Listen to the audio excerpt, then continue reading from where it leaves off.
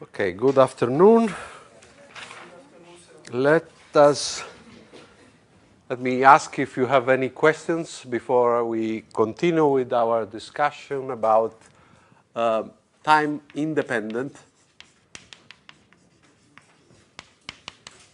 perturbation theory, okay, which we saw last time we did the outline of the general case for at least for a non-degenerate spectrum, and we did as an example the harmonic oscillator with a linear potential. So in the presence, say, of an electric field and the charge. Okay, this we saw that can be solved exactly by a shifted Gaussian, and you can calculate the correction to the energies, which come purely quadratic in the field. So the second order perturbation for the energy is exact.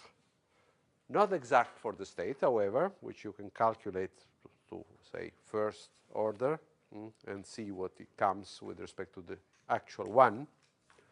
Okay, so if you have no questions, I would continue and do a second exercise. This will be mostly a series of exercises, really.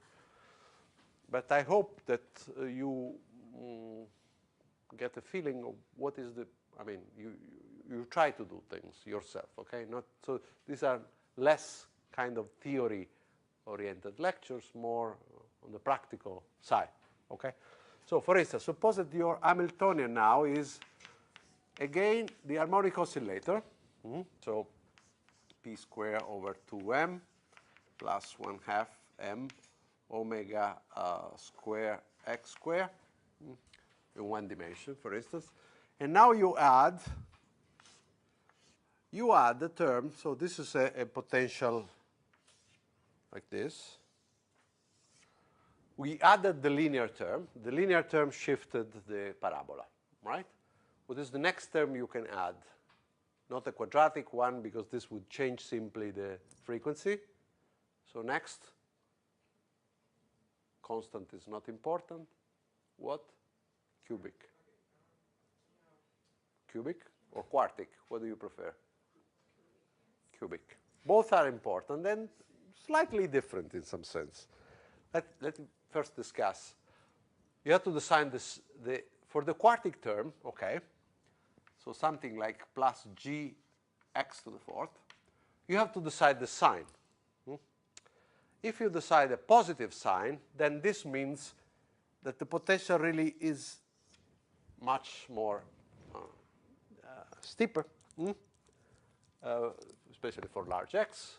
If the sign is negative, however, there comes a problem. If the sign is negative, x to the fourth eventually wins, okay? So immediately understand that positive or negative is tremendously different, okay? Whenever this happens, you should not expect that the problem is perturbative in G, in some sense, okay? Because you see that it's not so much the fact of G being small, but the fact that G positive and G negative, no matter how small it is tremendously different. In particular, for G positive, you expect just a small shift upwards of the energy level, but the ground state will be somewhere here. For negative G, on the contrary, you see that the potential does not confine any longer the particle. The particle can escape, and in fact, the ground state is now down to minus infinity. There's no ground state. So whenever this is the case, the perturbation is in some way singular, so you do not expect that any power series you write to give you a convergent expansion.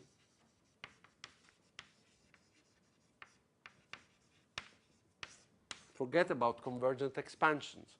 At best, you can obtain asymptotic series, which are a strange series, okay, which for a while you keep increasing. If the amount of the perturbation is small, for a while you increase the order of the perturbation and you improve.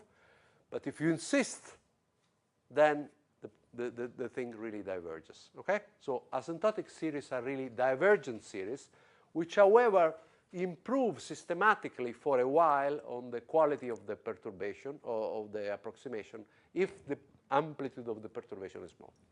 I don't really discuss this in any way. I don't want to touch it. It's just a warning. Don't think that our perturbation series is always a convergent series, okay? So if I include second, third, fourth, I would do an exact job, okay?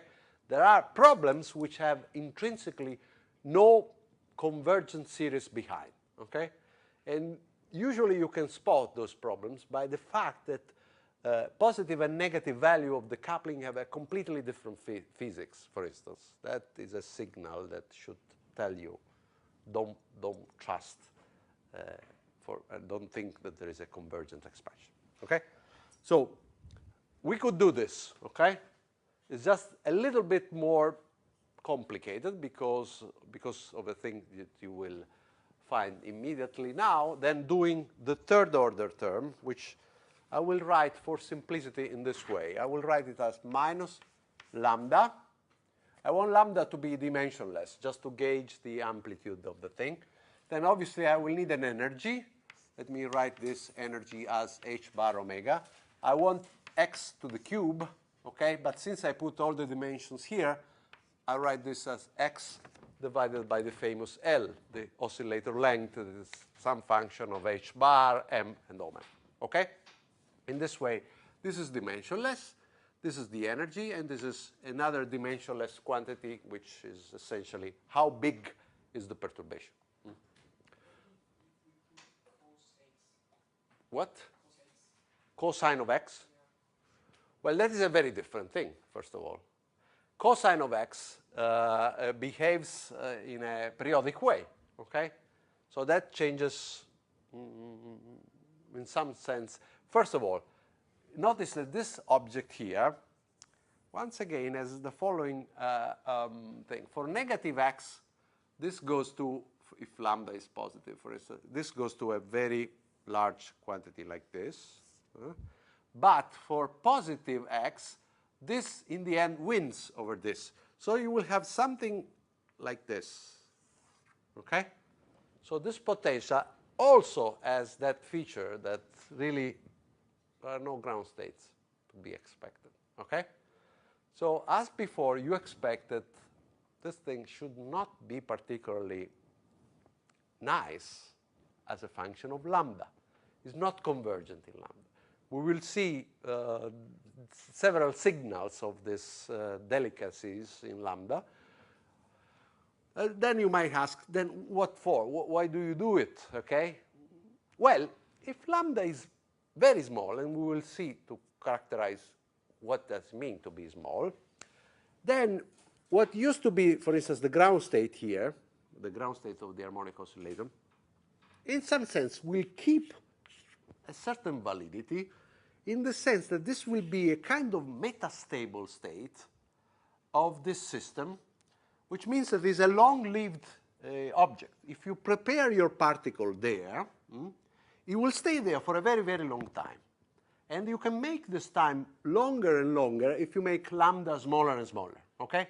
So in some sense, it is reasonable to think of them, of these objects, although, strictly speaking, there are no exact states of the Hamiltonian. They are only metastable states. So they will eventually decay, and decay by tunneling through this barrier and go to plus infinity, okay?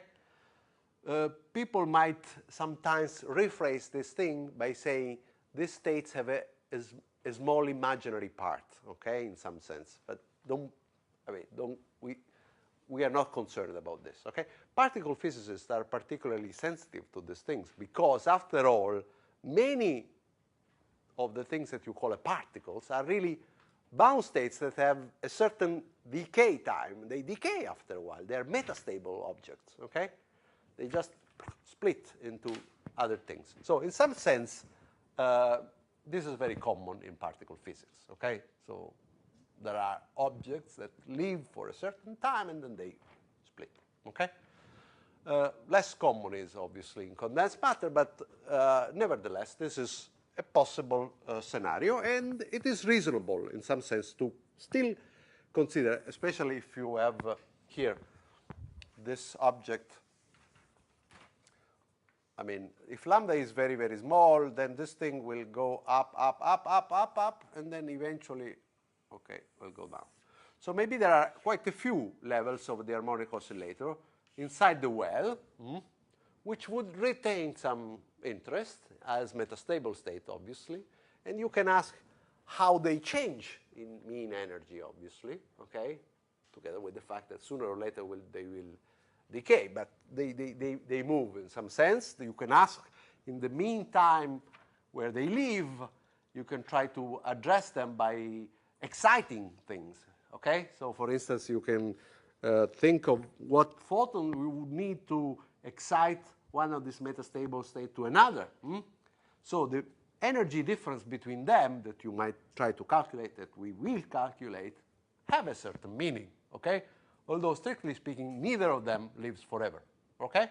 This is a clear thing? Okay. So let us try to calculate this because it's slightly simpler. You realize why. X over L is what in terms of creation and annihilation operator? We said we make the position dimensionless in such a way that we essentially express immediately it as A plus A dagger over square root of 2. It's good to get rid of the dimensions. Otherwise, A and A dagger have all H bars, M, and things appearing in a very ugly way. Okay? In this way, things are simple. All right. Now, you see, you have to take this, the cube of this. For the other problem, x to the fourth, you have to take the fourth power. So the algebra is slightly heavier. Okay?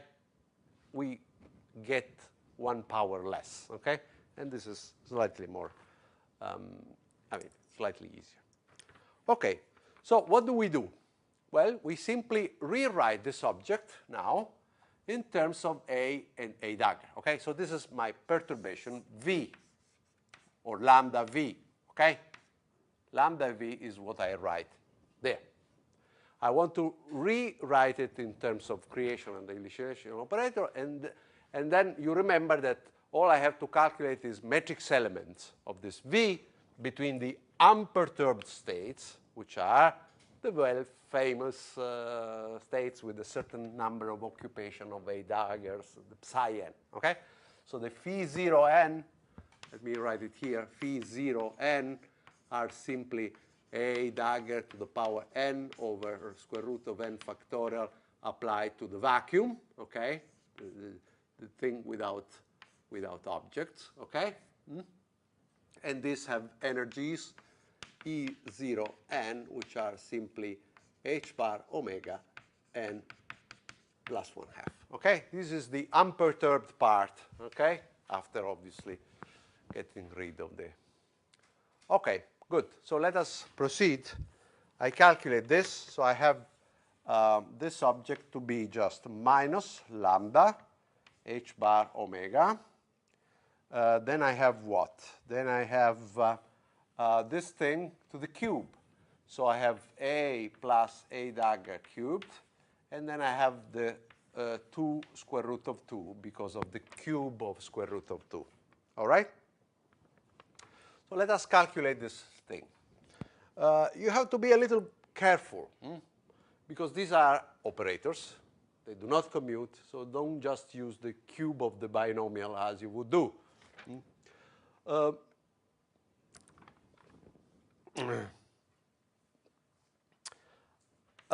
result is the following. Let me first write it, then we comment on how to get it, really. The result is the following. A cube plus A dagger cubed, and this is very reasonable, right? I mean, after all, you have... The best thing is to just directly see all the terms by just calculating the product. So A gives you A cube, A dagger gives you A dagger cube. Then normally you would write plus 3A square in classical, for a classical binomial would be this, plus 3 a dagger square, right? Now you have to be more careful. This is not right. If you do it correctly, you get, first of all, you see that hiding behind this thing, there is the operator n, a dagger n. Okay, this is an operator that counts n. So n applied to phi 0 n simply gives me the number n times phi 0 n. Okay, it counts how many times a dagger appear in the state. Okay, so this is hiding here. You see a dagger a is there, a dagger a is there. It's simply sitting, in an arbitrary position if I write this way. So we have to account for it correctly. The result is the following, plus 3n a dagger plus 3n plus 1 a. Okay? Let us try to see why this is so. Okay? So, counting 2 times 2 times 2, 8 terms. Okay? 1, 2, 6 more. Okay? So, let's see. The 6 more terms will be, for instance, let us be systematic. 1a and 2a daggers can appear like this. Okay? Or the a in the middle. Or the a at the end. Okay? This is the terms with 1a and 2a daggers. And then I can have the opposite, 1a dagger and 2a. And this can happen again with the a dagger in front and the 2a after, or the a dagger in the middle and the 2a here, or the a dagger at the end and the 2a there. Okay? Now, let us try to recognize the n. You see, this is, for instance, a term like n times a, the operator n times a. This is a times n. This is nothing. This I should first commute it in order to get some n there. Let us see here. The same here. This is, on the contrary, n a dagger. This is a dagger n. Okay? And here I should first move a dagger in order to get n involved. Now, you should track all these 6 things, and in particular, notice the following thing. If you have a n, then it's simple to calculate, obviously, but also to just argue that if you first count and then distract, it's the same thing as first distract and then count, but adding 1, okay? Because after all, with respect, this will give you 1 less, because after all, A already has killed 1 of the present. Okay? You can verify it with the commutation. Okay? It's very, very simple. If you are suspicious, just do it. You will see that there is an extra 1 coming from the commutator, and this is the result. Another result that is possibly useful is the following. A dagger n, if you first count and then you create, it's equivalent to first creating and then counting, but obviously subtracting 1, because there's 1 more that you have just created that you shouldn't count. Okay? So these 2 things you can verify, and they are useful because you immediately see that, for instance, something like this can be written now as, with the a to the right, as n plus 1 a. All right? And you can use several times this trick in order to have all the a's, for instance, or a daggers to the right, and all the n's to the left, okay?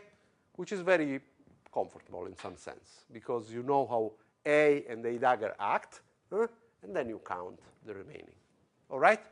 So if you do this thing, the 6 terms all reduce to either one of this, either n A dagger or n A or n plus 1 A. Okay? This is just a matter of wasting a few minutes in calculating the possible commutators and things. I don't think that there is very deep physics behind. Okay, so I would just give you the result there. Try to verify from the 6 terms. All right. Now you realize why I didn't do the quartic term. Okay, the quartic term would imply a further A plus A dagger, which means twice as much terms, which you should rewrite and re-express. It takes a little bit more, but you can do it. All right. This shows already clearly what you have to do in the most general case. Okay, so let us calculate now the necessary ingredient. The ingredient we need is the following. We have to calculate. Oh, first of all, first order and second order corrections to the energy. In first order correction, if you remember, the first order correction to the energy of a state n involves the matrix element of the perturbation on the unperturbed state n. Remember the formula? Now immediately see that the perturbation never leaves the state untouched, because it creates or destroys 3 particles or 1 particle, okay? And therefore, the result is never n again. It's something different from n, okay? So this immediately shows that the first order perturbation is 0. No correction to first order in lambda. So we have to go to second order, okay? Now I write the second order formula. The second order, if you remember, is minus sum over all m different from n of the matrix element phi 0 m v phi 0 n modulo square divided by E0 minus E0. Now there is m and n. Let me first put and then we check. Okay, I remember that with this minus sign, the ground state always goes down. For instance, if this is the ground state, all the m are greater than n, so this is positive, so they go down. Okay? So this is my mnemonic way to check that the m and n here are correctly. Sometimes you find it written with a plus and n and m inverted. The same thing, okay? But this is easy for me to remember, okay? Good. So this is the formula now. Now you see clearly that now the matrix element that I have to calculate are those with m different from n, which are indeed those that appear here, okay? So let us see. For instance, if I calculate, yeah.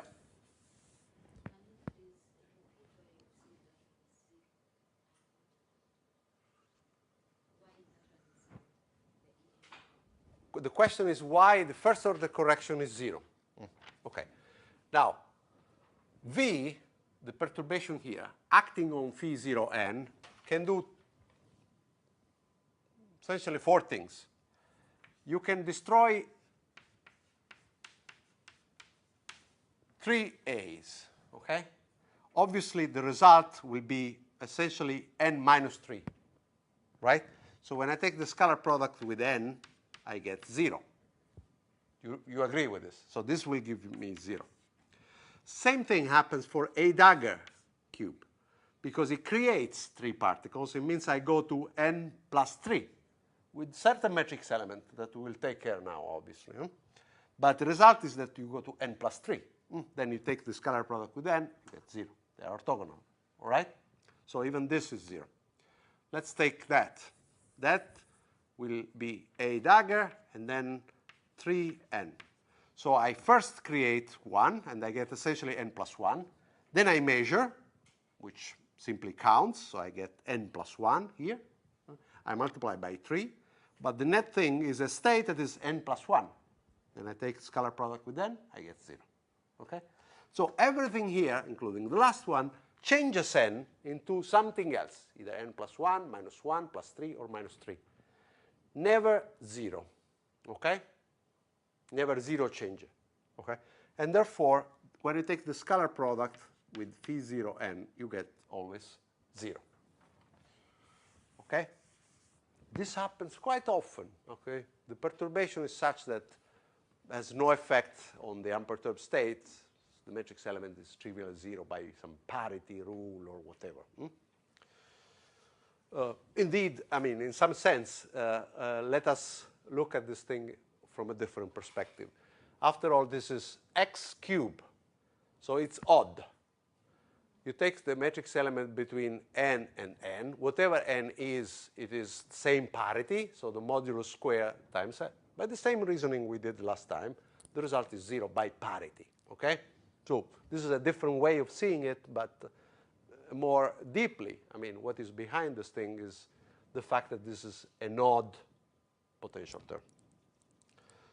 So for instance, you realize that an even potential term, so something with the power 4, for instance, would have a contribution in principle. At least you should search for a possible contribution. Okay. Good. So let us calculate. V phi 0n. Well, it can go up to n plus 3. Okay? So let me calculate this one. N plus 3. How much it is? The only contribution to this matrix element comes from this object. Nothing else. Right? So this one will be minus,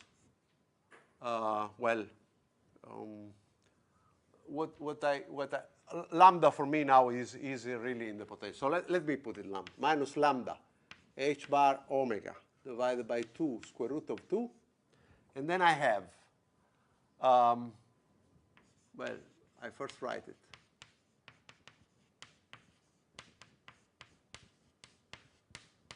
Okay? Phi 0 n, a dagger cube, phi 0 n plus 3. Now let us calculate this carefully. The first a dagger, okay, will give me what? Will give me square root of n plus 1 times phi n plus 1. Then I have another a dagger and another a dagger because there are 3 of them. Okay, so the second one will give me a square root of n plus 2 times the square root of n plus 1, and then I get n plus 2. And the final one will give me, finally, square root of n plus 3 times square root of n plus 2 times square root of n plus 1 and phi 0 n plus 3. Is this clear? Okay? This is simply application of a dagger 3 times to n plus 3, to n. Okay? So as promised, I get n plus 3 with this peculiar square root. Now I take the scalar product with this, and all it remains is the square root. Okay? So I can just rewrite this as the square root of n plus 3, n plus 2, n plus 1. Okay? This is the matrix element, one of the matrix elements that will appear in the sum. Let's see if we can fish out the other. For instance, there will be the matrix element with n minus 3. Who is responsible for that? You immediately see, is this. Okay? So what is the coefficient? Well, the thing in front is the same, but now it's a rather than a dagger. So we'll get other square root, but do you remember which one? So the first square root is, for instance, I'll do only the first. A phi 0 n gives me square root of n, phi n minus 1. Okay? Then the next will give you an n, so I get n minus 1, n minus 2. Okay? This is fine. Now, let us do this two. So, I create one and then I measure. So I will get a matrix element between phi 0 n and phi 0 n plus 1. Right? Now, by creating one, I get, so the matrix element here is the same. Let's see if we are efficient now in calculating. If I create one, I get square root n plus 1. Very good. Then I measure. I measure now a state that is n plus 1. Therefore, the result of this thing is n plus 1, not n. And then I have a factor 3 because of this. Okay? So this is the result. Minus 3. Okay. Which you can write also as square root, if you want, of n cubed. Same thing. And finally, I have the other one, phi 0 n minus 1, phi 0 n. This time due to this term, okay, this first destroys, so gets n minus 1. Then this counts, and then I multiply by 3. So minus lambda h bar over 2 square root of 2. You first destroy, you get a square root of n. Then you get n minus 1. You count n plus 1 of an n minus 1. Remember, this, not to confuse you, this is doing this. Okay? So it's counting, but then you have to add 1 on an n minus 1 state. So the result is n times n minus 1. Okay? So it's n, really, like that. Pretty much the same. So you get square root of n cubed, if you want. Now you have the 3. Okay, that's it. These are the 4 matrix elements that will enter this. No other m enters. You realize m plus 5 doesn't enter. Okay? Only plus 3, plus 1, minus 1, and minus 3, due to the structure of the perturbation. All right? Okay. So now you can put all the ingredients there. The denominators are simple. Okay? E0 n plus 3 minus E0 n is simply equal to 3 h bar omega. Okay? Because this thing differs by just a certain multiple of h bar omega. And the multiple in that case is 3. Okay? So you do this calculation, and it's rather boring. Okay? This factor is everywhere. Here you have many square roots, which you have to keep in due track, some factors, okay, and some denominators that could be 3h bar omega, minus 3h bar omega, plus h bar omega, or minus h bar omega, depending on which state you are considering, okay? Can I just give this to you to sort out as a private exercise in the afternoon or so? It's quite boring and perhaps not particularly illuminating. I mean, it's just doing careful algebra, which can be done. Okay, so once you do the careful algebra, you will have the following result. En, okay, up to the level of perturbation we are doing is the unperturbed one, okay, what we have. So this would be, let me write it explicitly, h bar omega n plus 1/2. No first order correction. And then you have a second order correction. Notice,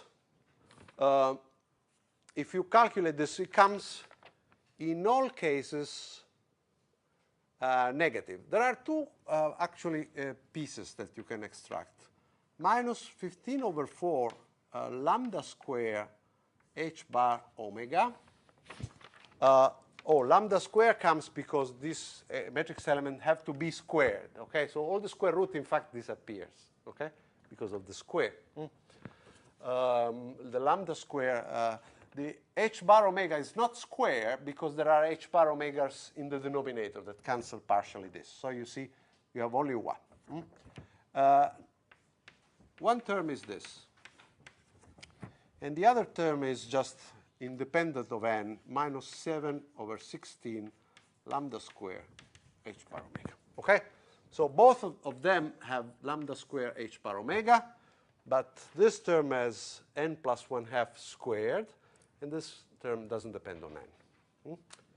Okay? So you see immediately a couple of things. First of all, given n, the perturbation tends to actually lower a little bit the energy, okay? From the unperturbed one, it lowers it a little bit, all of them. In particular, it lowers more as you increase. Let us see. Suppose that I calculate the energy difference between the level n and the level n plus 1, okay? Or n minus 1. So I do En minus En minus 1, okay? So obviously, for the harmonic oscillator, would be just h bar omega. But now, this term, okay, this cancels exactly because it's the same correction in the two terms. But this doesn't count. If you calculate, you get the following. You get minus h bar omega 15 over 2 lambda square n. Okay? Yeah. I think I'm really confused. So I saw that they're just counting of the order of perturbation, but here it's missing. Okay.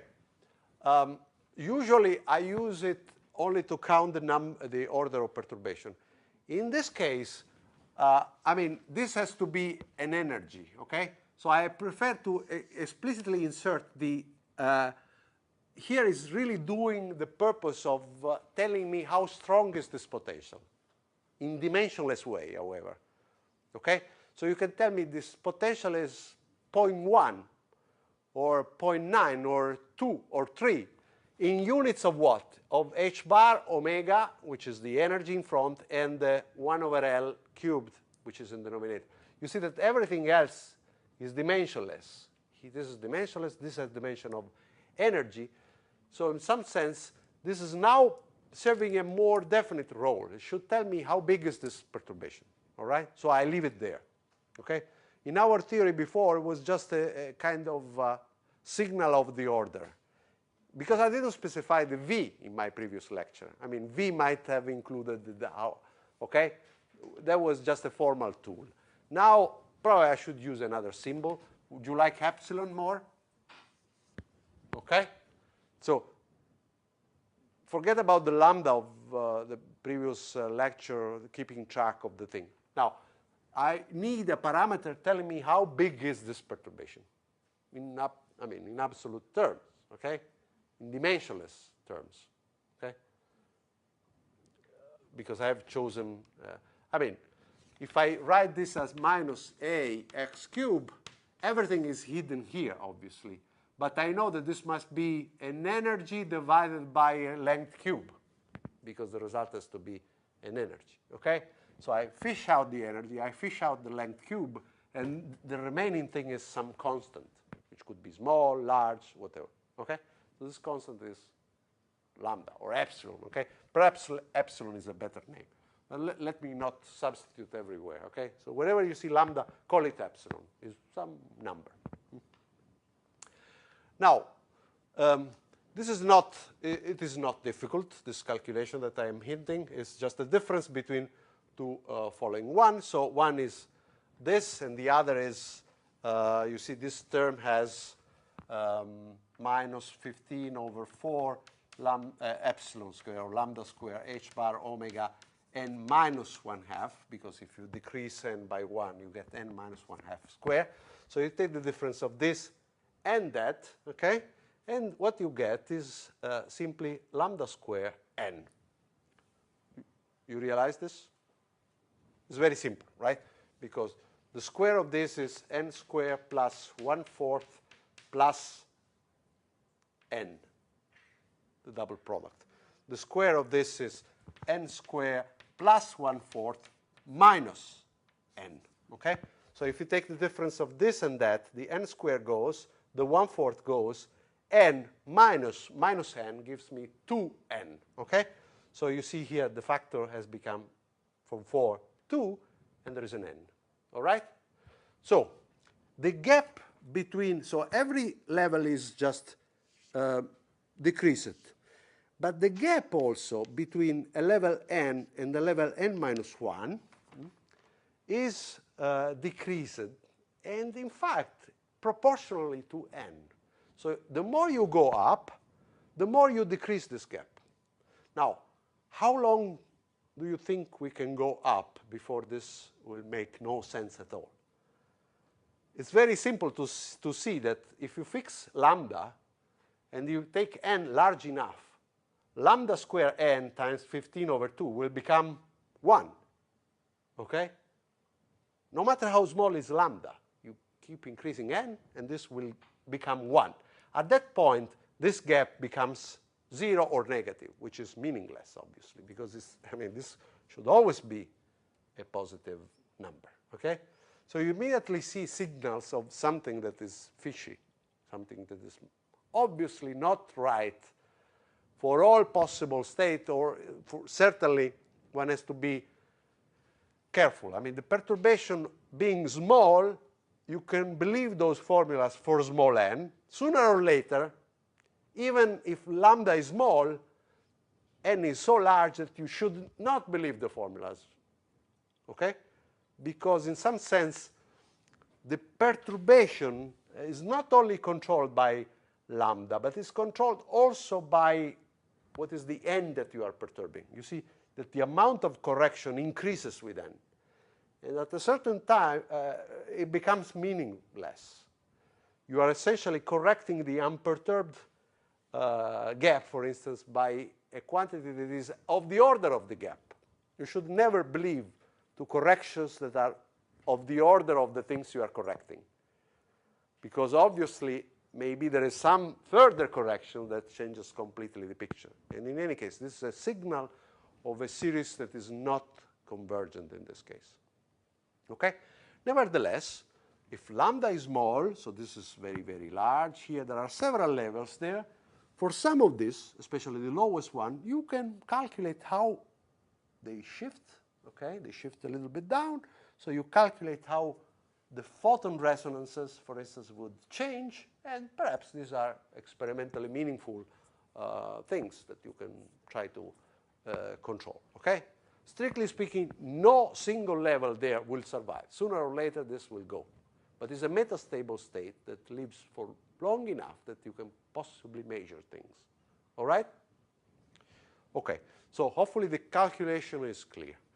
You go and look for the perturbation. You check if there are diagonal matrix elements, because this will give you a first order correction. If they're not, you proceed to second order. Second order, you have to look for all matrix elements that give you a contribution, or of diagonal. You have to obviously be able to calculate the denominator and the matrix element squared in the numerator, and do the algebra neatly. Okay? That's the recipe. Yeah.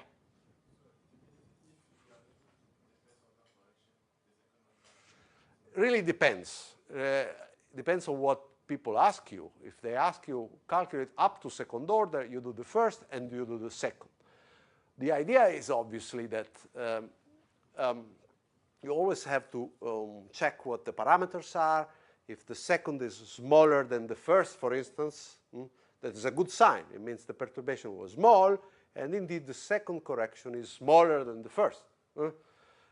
If the second is larger than the first, already Bishop-Species. The third might be larger than the second. And so you really have to check.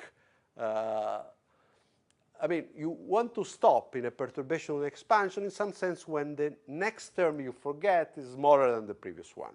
This is roughly the idea. Obviously, If you can do up to second order and it would take 3 years to calculate the next order, then forget it. This is what you can do, and this is the result to the best of your capabilities, okay? But in general, if you have some way of gauging different terms, that helps, okay?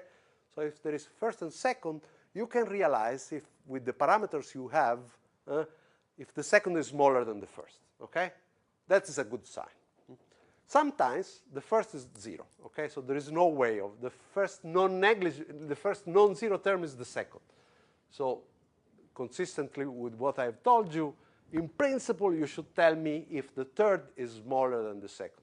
You never do that, but at least you try to calculate if the second gives a small correction with respect to the unperturbed gaps, for instance, okay? So by adding a second order correction, how do the gaps change? If they change a little bit, then it's reasonable. If they change completely, for instance here, they would even reverse sign at a certain time. This is completely unphysical, okay? You realize that this cannot happen, and therefore you realize that you shouldn't trust this thing if lambda square n times 15/2 is of order 1. Yeah.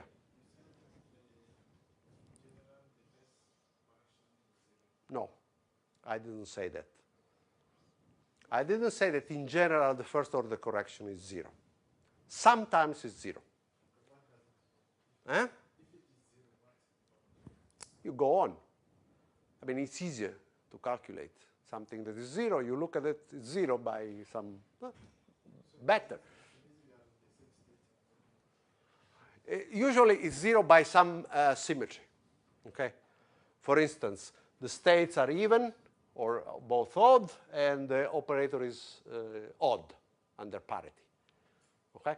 Let me give you this once and for all, because I promised that sooner or later I would give you this little selection rule. Okay. So let me give it to you now.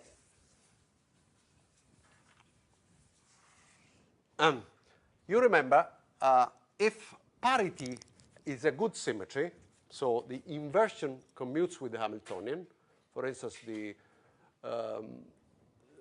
potential that you have is symmetric.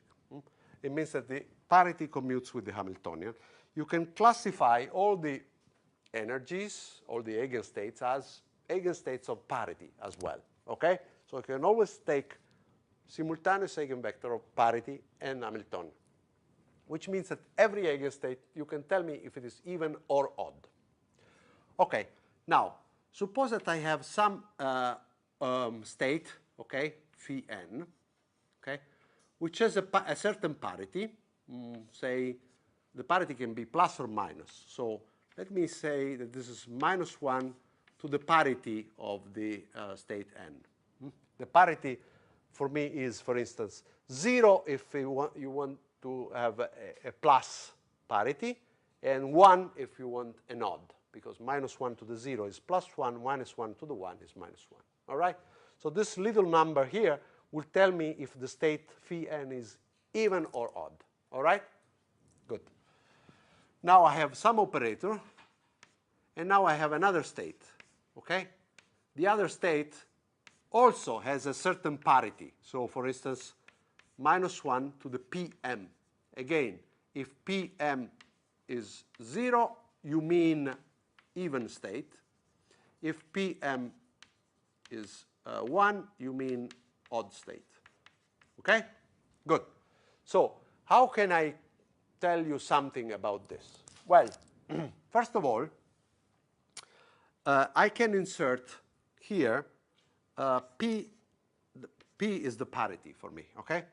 P dagger, okay, is obviously an identity because we said all the symmetries are unitary operators.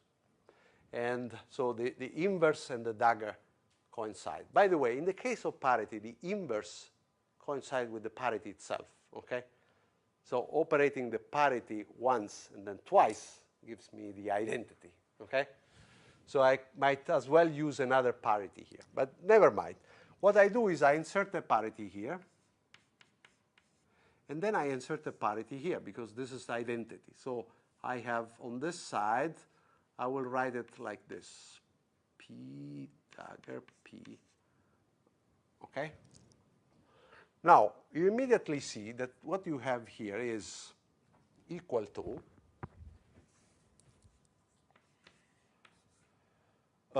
the parity applied really to this, to that thing, to the left.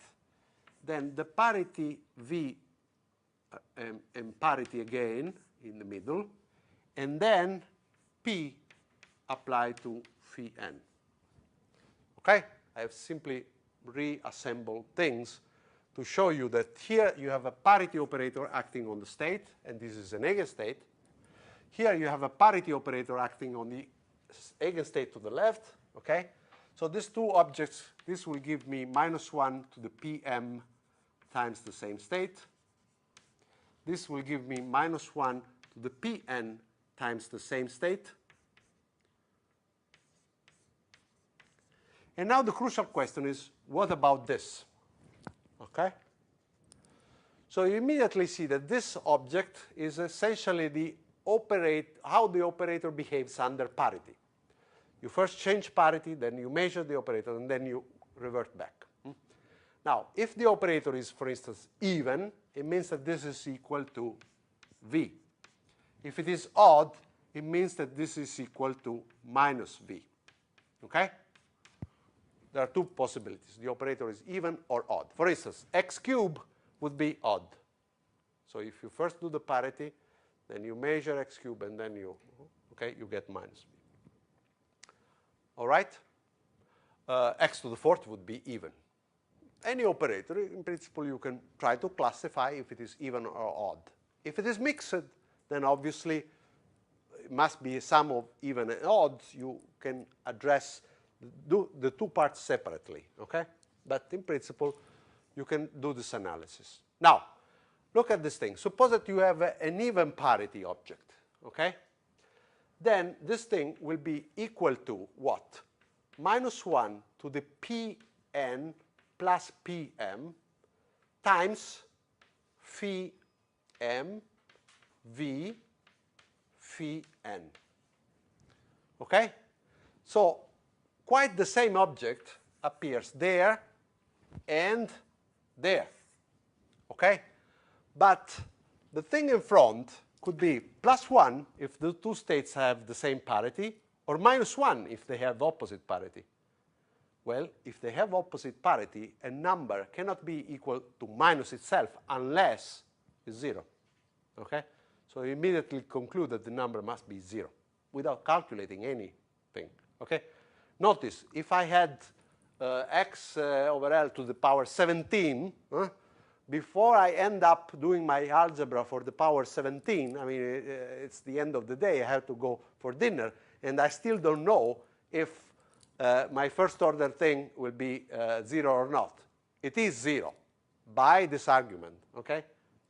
All right? You don't need to do all the algebra to conclude that the result should be 0. The opposite case of an odd parity thing is very similar. You get an extra minus sign in front, okay? Which means that this time, if the parity of the two things is opposite, there is a minus from here which cancels the minus from there, and then you have a possible non-negligible, non-vanishing matrix element. Otherwise, you should have 0. Okay? So same parity states will have a 0, like here. All right? So this is a more general object that allows to conclude on other things. For instance, sometimes you need to calculate the matrix element of momentum operators between atomic states, like hydrogen states, which have a definite parity. If you remember, the states of the hydrogen are radial functions times spherical harmonics. Now, the radial function obviously are just even, but the spherical harmonics, they can be even if L is even, like 0 to. If you draw the D functions, you must have noticed that the lobe have the same sign, plus plus, minus minus, things like this.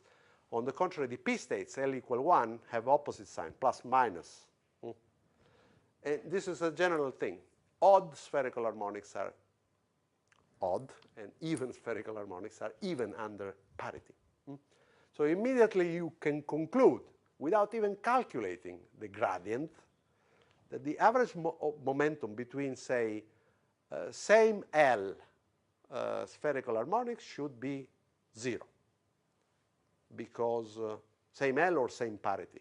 Because P is odd under parity, and the two states are even. Or even if they are odd and odd. I mean, the two oddness sum together to give you a. All right? So this is selection rules into play. And there are other selection rules that you can use by, rather than applying parity, applying angular momentum. These are slightly more complicated. Probably we will mention them later on if needed. All right. Is this clear until now? Okay. Now I want to do with you the final exercise of non-degenerate perturbation theory, which I think is very, oh, yes, exercise for you, together with doing the algebra of all this, the cube and this final algebra exercise for you.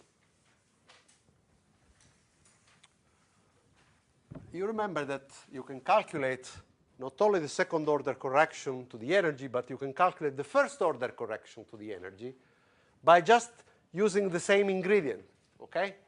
So the state is perturbed with essentially a sum of over m different from n of this object divided by this, okay? Now I can ask you, what is the average? Suppose that you take the ground state of the harmonic oscillator, phi 0, 0. You perturb it, okay? So you will now have some phi 0 up to first order. So this is phi 0, 0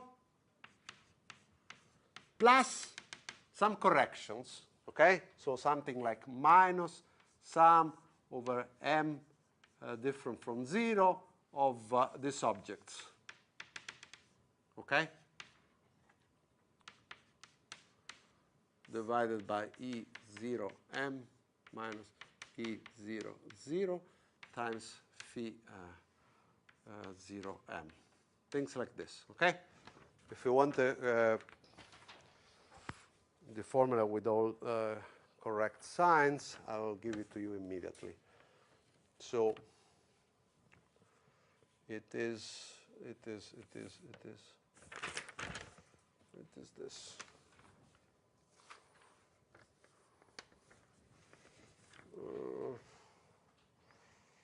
The sign, well, it is like that. So this is phi 0m, this is phi 0n, the v phi 0m. Okay, and if I write it like this, there is a minus. If I exchange, there is a plus. You can decide, okay? So now, obviously, if I start from 0, this is 0.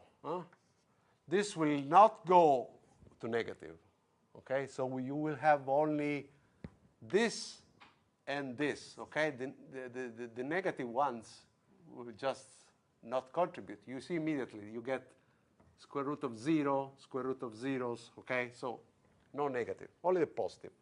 There are two contributions, however. So the ground state is perturbed by the state with +1 and the state with +3. So you have a precise wave function, and you can calculate what is the average x on this new wave function, okay? On the previous wave function, so if I calculate this, you can tell me immediately how much is this. For the unperturbed harmonic oscillator, the average x is 0. Same argument as before, even, odd, all right? But now, on the perturbed state, the argument fails. The perturbed state, you see, is an odd state, the Gaussian, plus things that have +1 and +3, which are odd, okay? So it's neither odd nor even, It's a mixture of things. And you can calculate what is the average x for that thing, and you immediately see this shifts this up, and there is down. So what do you think will do the particle on average? Can you see the movement of the particle? The particle will have an average which will be now positive, because it is pushed from the back and helped with a very nice negative energy on the right. Okay? So the average thing becomes now, it becomes the following. I missed it. Becomes 3 lambda L divided by 2. Well, L you might have guessed is the only length in the problem. Lambda you might have guessed is the perturbation. The 3/2 is the only thing that you need to calculate. Okay? So out of all this matrix element and things, when you calculate the matrix element that you need in the end, you get a 3/2. All right? So a positive energy on. Okay? So it's like if this cubic potential tends to suggest to the particle to be more positive than to the 0. All right. Okay, let me just try to do, if I can today, the van der Waals attraction between two hydrogen atoms. There are questions on this? No. At least the setting up of this problem. I don't know if I will be able to finish the calculations today. I wanted to, but I wasted too much time. Okay. I want to do this exercise with, kind in detail, because it's very physical and it teaches you a few things. So the problem is the following. I have an hydrogen atom here, okay? I schematize it like this, a proton, and the electron running by. And then at a certain distance far away, r, I have another hydrogen atom, okay? So this is hydrogen and this is hydrogen. And I ask you, what is the interaction energy that these two faraway atoms will feel? On naive arguments, you might say this is neutral, so therefore there is no charge, they will not feel any attraction. That's it, 0 potential. The answer is no. They indeed feel an attraction, okay? The attraction is, we will calculate today, minus some constant divided by r to the 6th, the distance between the two atoms to the 6th power,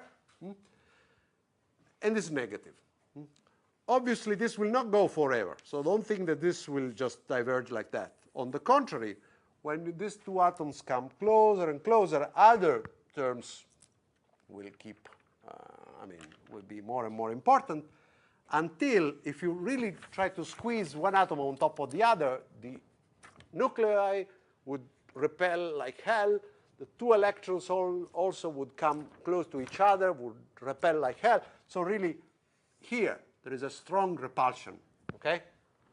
And you realize that between the strong repulsion and the attraction that we will calculate, there must be some minimum in the middle, and this is indeed the equilibrium distance of the molecule, okay? The molecule has a certain binding at a certain equilibrium distance of a few angstroms, okay?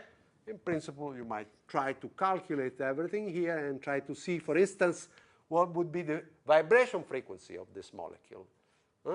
This is an experimentally measurable and meaningful quantity, but to calculate this, you need also this piece of the thing. We'll just concentrate on this, okay? So we'll not be able to address the binding, but the tail at large distances, yes. Okay? This is called van der Waals attraction. The exercise we'll do it on hydrogen, but we might do on any other neutral atom with another neutral atom. Okay? The effect is pretty similar. So this will be our first exercise, indeed, where we go out of the world of one electron. Indeed, here we have 2 electrons at least. Although we'll make a very small excursion, okay? So for the time being, just accept this as an article of faith. We'll justify some of the things that I will use by doing Pauli principle and things like this towards the end of the course, okay? So for this time, you will have to believe me on something, okay, which you will learn in a while. Okay. Now, the Hamiltonian would be what? Well, it's simply the Hamiltonian of the first atom, which is the momentum of the first nucleus squared divided by the mass of the nucleus plus the momentum of the first electron. I write this as big P and this as small p over twice the mass of the electron minus E squared over R1, okay?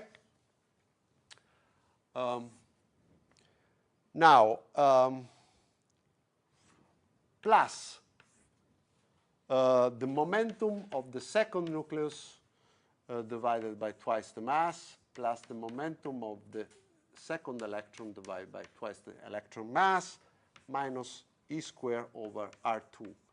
You realize that I'm measuring here. Let me draw this thing better here. I'm measuring here R1 from the first nucleus, okay? And similarly here, I'm measuring R2 from, let me just draw it differently here, from the second nucleus, okay? So if I really had to fix a common origin, for instance here, there would be big R1, which is the coordinate of the first nucleus, and then the coordinate of the electron would be big R1 plus small r1, okay? Then there would be big R2, the coordinate of the second nucleus, and then big R2 plus small r2, the coordinate of the second electron, okay? This all refer to a common origin.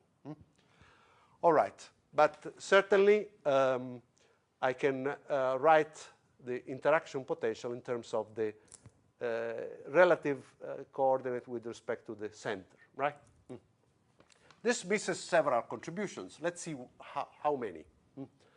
Well, here every electron interacts with its own nucleus, okay? But in practice, in actual fact, there is an electron that feels the other electron, okay? There is a nucleus that feels the other nucleus. And there is even more. There is this electron that feels the other nucleus, and this electron that feels the first nucleus, okay? So there are 4 terms that are missing here. And they are all Coulomb terms. So let's write them. E squared over R2 minus R1, okay? The 2 nucleus filling each other, repulsive. Plus E squared divided by R2 plus small r2 minus R1 plus small r1. What is this? It's the 2 electrons repelling each other. Again, plus. Now there are 2 attractions. This electron attracts the other nucleus. So for instance, there is minus E squared. The electron is at R2 plus R2. And the other nucleus is at R1. And this is the energy. And then there is the final contribution that is just the first electron, which is here, attracts the second nucleus. I better write it like this. R2 minus R1 plus R1. Okay? Is this clear? It's kind of big, huh? Okay, this will be somehow my unperturbed Hamiltonian for atom 1. This would be my unperturbed Hamiltonian for atom 2. And the sum of these 2 will be my H0 in some sense, the unperturbed Hamiltonian, 2 atoms so far away that no interaction counts. All right? So you know everything about this problem, because these are 2 separated hydrogen atoms, okay? So you know the spectrum of this, the spectrum of the other. For instance, can I ask you at this level, okay, what is the ground state energy of this problem? Huh? the ground state of H1 is how much? Minus a Rydberg, okay? The ground state of this is minus a Rydberg. So to this level, the ground state of the combination of the two is minus 2 Rydbergs, okay? So you conclude immediately that this 0 here that I was considering before is minus 2 Rydberg, okay? This is the unperturbed energy of the two atoms very far away. All right? Good. Very good. And you know the energy eigenstates, they are just the usual atomic states for 1, for 2, and so on and so forth. Now, we want to really consider this object, which is our candidate perturbation. All right? This is our V, or lambda V, whatever you want to call it. There's no need for lambda, in fact, now, because, I mean, I know how to write the second order formula without any further lambda. Now, let's see. R2 minus R1 is exactly what I was calling R before, okay? So you see, it's the position of atom of nucleus 2 minus the position of nucleus 1, R. All right? So this is R, is big. Here I have R2 minus R1. So let's see, this denominator is, this is E squared over R plus R2 minus R1. You see? This is E squared over R plus R2. And this is E squared over R minus R1. Okay? So these are the 4 terms that I have. They have a big object, R, which is large, and then other objects that are kind of small, because these are of the order of the Bohr radius type. Remember, R2 and R1 are coordinates with respect to the nucleus. So they are, I mean, the atomic orbitals are on the scale of the Bohr radius. So these are small numbers, while this R could be very large, okay? So obviously here I have 4 terms, 2 with positive and 2 with negative, but there are strong cancellations, because I mean, after all, if I had 0 here, they would cancel exactly. So I need to extract this cancellation in a neat way, all right? How do we do it? Probably I will stop just immediately after having expanded this. You will see that the result of this is very intuitive, okay? It's dipole-dipole interactions, okay? But since maybe electromagnetism is a little bit far away, let's do it, okay? After all, this is a neutral object and another neutral object, okay? And the first non-negligible contribution is dipole-dipole type of interactions. Okay, so the trick is the following. In all these 4 things, you do have an object like 1 over R plus D, where D is a vector, which is much smaller than R, okay? You see here D is R2 minus R1, here D is R2, here is minus R1. So let us consider this object in general. How do I expand this? Well, it's simple, right? Because this is 1 over the square root. The norm of this vector is what? R squared plus D squared plus 2R dot D. All right? I'll do the steps one by one so that you follow me. Now, R is large, okay? So let me bring it out. 1 over R. And then I have the square root of 1 plus, let me write it as D squared over R squared. And the other term is 2R dot D over R squared. All right? Now, if I have a term like this, I can expand now, because these are, after all, small things, 1 plus small things. So I can expand the square root, but it's a square root in the denominator. So I urge you to verify, okay, with all your Taylor expansion tools, that if I have 1 plus a small quantity to the power minus 1/2. So in the denominator, this is equal to 1 minus 1/2 x. That's simple, okay? Perhaps, I mean, you don't always recall by heart, and therefore you have to calculate that there is also a second order, that is this, okay? This second order is useful, okay? So don't think that you can get away with just the first order formula, okay? For a reason that will be clear in a while, okay? So I apply this expansion to this object here to obtain something like this. So this is roughly equal to 1 over r times 1 minus 1/2 this object, you see? So d squared plus 2r dot d divided by r squared plus 3/8. In principle, I have the square of this. But look carefully. This is, the first term is 1 over r squared. The second term is 1 over r, okay? So the second term is really the big one. The other is quite smallish, okay? So really, I can just keep the 2r dot d over r squared and square that only, okay? There would be other things, but these are smaller than this. Now, a small lecture about what to keep and what not to keep. You have to keep, first of all, consistently in the small parameter that you want, all terms of a certain order, okay? So for instance, in the first term, there is a term that is r divided by r squared, so 1 over r. So don't think that, well, 1 over r and 1 over r squared. It's because of this 1 over r squared here that you cannot avoid keeping another 1 over r squared that comes now from the second order of this.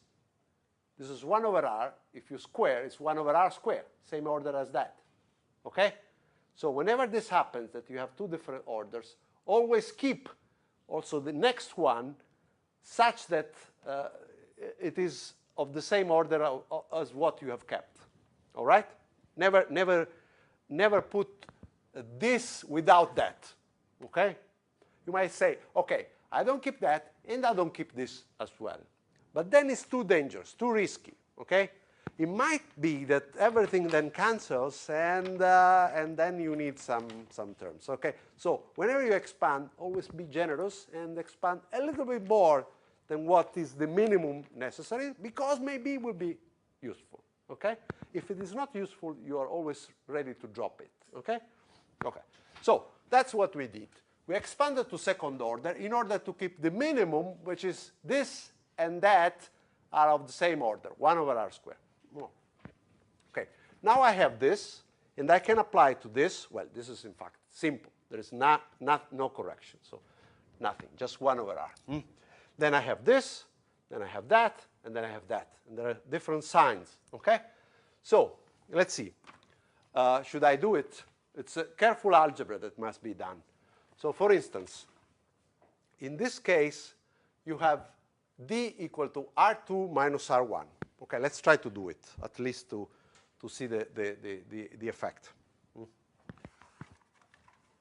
Okay, so here I would have e squared over r, no problem.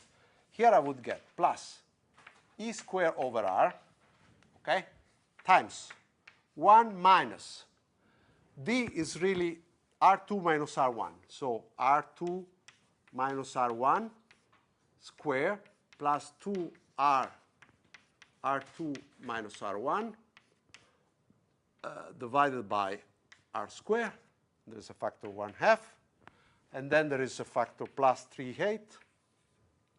And then there is a 2r r2 minus r1 square divided by, sorry, r2 minus r1 divided by r square, like that, okay? Now you have another term, okay, similar, so with a minus in front, however, e squared over r Let me write it up. So it is similar to that. So 1 minus 1/2. You have R2 square only, because you have R2 and not R2 minus R1, plus 2R R2 over R square, plus 3/8 2R dot R2 over R square square. Okay? And finally, similar, minus C square over R. But now you have 1 minus the square of R1. Then you have, careful, you have minus R1 this time in place of D. So the second term here has now minus 2R R1 over R square. And then here the sign is not important because there is a square. So you have 2R R1 over R square square. Okay? These are all terms up to that order.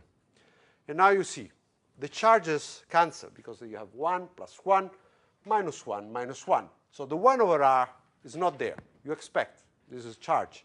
There's no net charge. So this, and this goes. Now, let us see here. From this term, for instance, you will get, okay, let us first look at this. Okay? Here you have R times R2 minus R1. Okay? Here I have R times R2. And here I have minus R times R1. If you check, there are minus signs such that this object cancels exactly with this and with that. Okay? Check.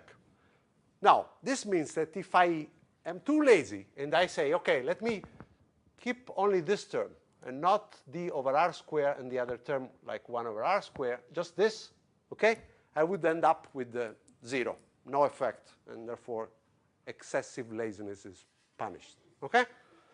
So I have to keep this other term.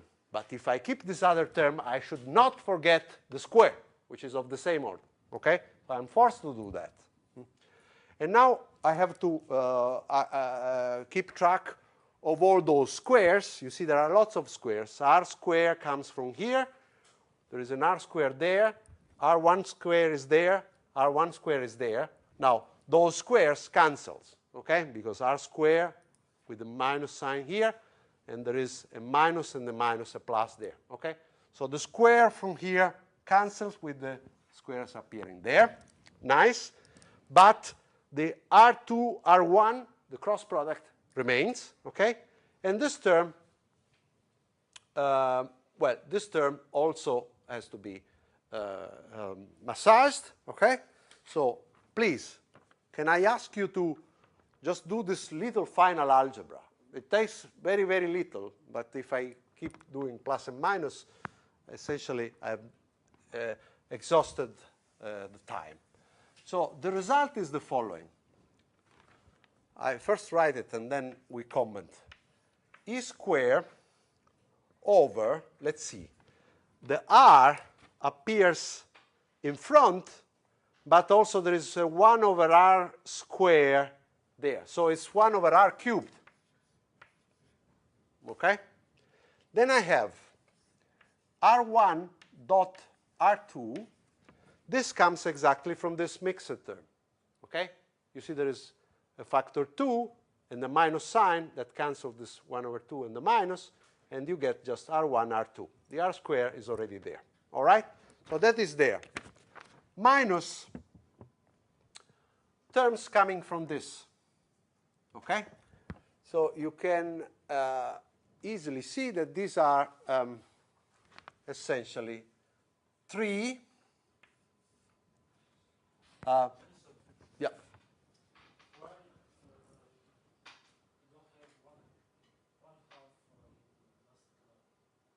Where? Because it's a mistake. I forgot it. simple explanation. Okay? Good. So you just take this thing, the 4 and the 8 here gives me simply 3/2, and if you just do the algebra correctly, by the way, this really is r divided by r makes the r hat, the versor r, okay? You see? And then there is another 1 over r that's squared, ends up there, okay? So that term is simply minus 3 times r dot r1 r dot r2, okay? This is what you get. Okay, let's try to fully convince ourselves. You see here there is, again, a square term, r square. This r square is not important. It cancels with that.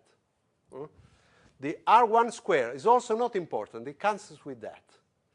But all it survives is now the minus 2 r2 r1 from this object. Okay? So if you do the whole calculation, you will realize that this is what you get. Okay? There is a minus the 2 and this and the other square and other things will just conspire to give you a minus 3. All right? So this is the result. Well, it's very late. Let us look at it. You have probably seen it before. This is exactly the interaction between two dipoles. The first dipole is E times R1, okay, is this dipole. The second dipole is E times R2, okay.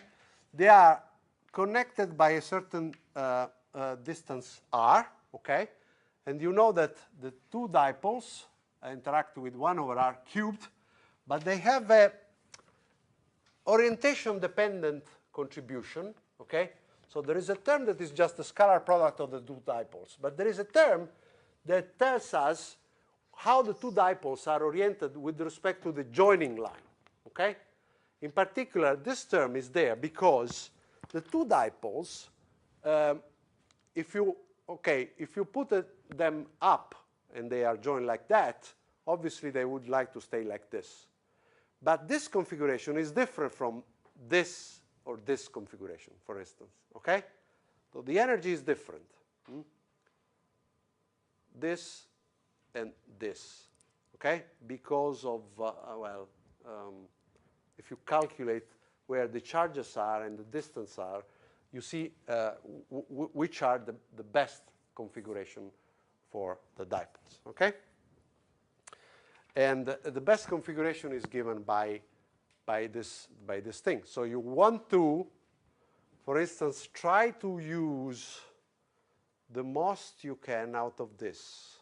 So you see, if I have a certain r, I can make r1, okay, r2. So if the two objects are like this and like this, okay,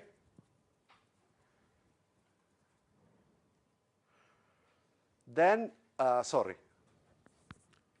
obviously like this, okay? So if the two dipoles are oriented like this, so this is a positive contribution, okay? And this is, and this is a positive contribution, but this is minus 3 times that, so you get minus 2, okay? So you can calculate the total contribution. You get plus 1 from here, and minus 3 times from there, so minus 2. And this is better than putting them, for instance, orthogonal and opposite, because orthogonal and opposite will give you just minus 1, okay? This quantity is, say, fixed, or say a certain amount, okay? Say the ball radius or whatever, okay? So try to have a fixed length dipole and try to minimize that energy. You will realize that the best you can do is not this, but this, okay? This is minus the square of the dipoles, and this is minus 2 times, all right? Okay. In any case, this is the contribution, and now you can write this as, if you want, also in terms of x1, x2, y1, y2, z1, z2. So suppose that r is in the direction z, then you immediately see that this is x1, x2 plus y1, y2. There is a plus z1, z2, which is cancelled by minus 3, and you get minus 2 z1, z2. Okay? So this is the dipole-dipole term, which is a perturbation of the two hydrogen atoms. Okay? Now, next time we will finish this calculation, but we will not say goodbye before we understand at least the main result now. You realize that this is a perturbation, okay, that is odd for every individual x, for instance. x1 is odd. x2 is also odd. So when I put this thing between the same state of the hydrogen atoms, each one of this term will give me 0. Okay? So on average, this result will be 0. So the first order correction is actually 0. You understand why? Because the wave function will be essentially a wave function of this times that, okay? Then you put this in the middle, this operator, okay? The wave function appears to the right and to the left, but the operator in the middle is odd, and therefore the result is 0. So no first order correction. However, to second order, we'll have corrections, but to second order means 1 over r to the 6, which is exactly what we were expecting, okay? Minus a constant divided by r to the 6. The constant will have to be calculated by summing all the important matrix elements. But the 1 over r to the 6 is obvious. It's second order perturbation theory. And even the minus sign is obvious. The ground state always decreases its energy when you account for second order perturbation. Okay? So the sign and the order are just obvious from second order perturbation theory. The detail is only how much is C, which we'll do it next time. All right?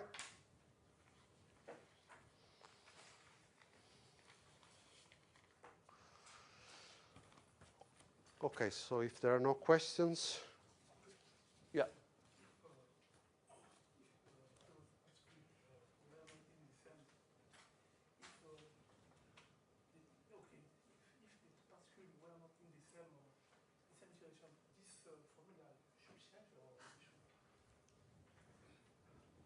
Repeat the question.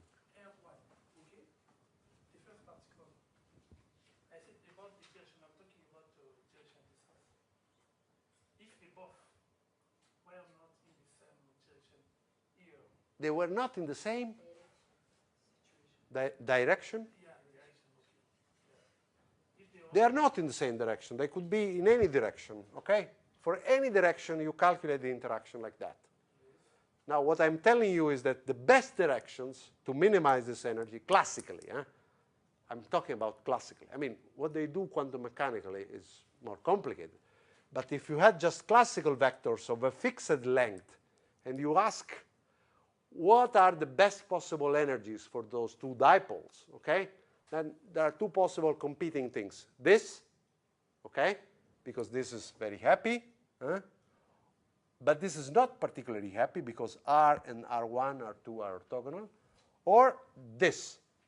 In this situation, this is a little bit unhappy, but this is very, very happy, okay? So in the end, this wins over this, all right? That's it. This is classical, however, just to remind you of dipole-dipole interactions. Okay?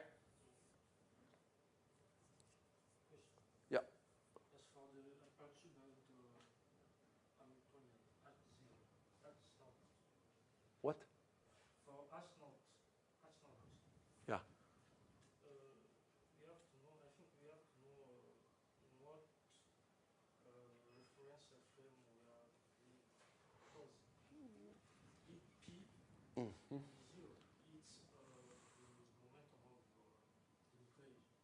So, if we are not in the center of mass frame, big P should be 0. Well, to be honest, the center of mass thing, it's in some sense one might want to ignore the center of mass. But I agree with you that if you fix the center of mass, the momentum of the center of mass will be undetermined by Heisenberg uncertainty. So in some sense, there is a little bit, you have to imagine kind of wave packet of the center of mass, which is not moving in some sense. Okay? So in some sense, the center of mass really contributes no kinetic energy, doesn't move. They are there. Okay? So the question about reference frame is a bit fishy, but not so much in the end. I mean, in any reasonable physical setting, these two atoms are just sitting somewhere, and you want to know what they feel, how do they attract, okay? So what we will see next time is how to describe the wave functions of this thing. It's two of them, okay? So we'll learn how to write the wave function of the composite objects, okay? And then how they, I mean, the perturbation will distort those wave functions and the attraction is born, okay?